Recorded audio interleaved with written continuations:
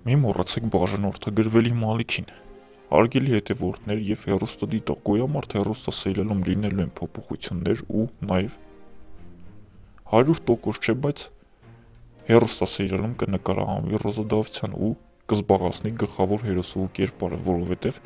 ճշմարտությունը շատ շուտով կբացահայտվի և բոլորը իմանալու են։ Լեան շուտով կիմանա, որ իր հայրը Հունն 20 տարի առաջ բռնցքամարտի օրը ինչպես է սպանում Լեոյի հորը, նաև Լեոյի ընտանիքն է իմանալու, Ավոն ամեն ինչ պատմելու է, թե ինչ է տեղի ունեցել այդ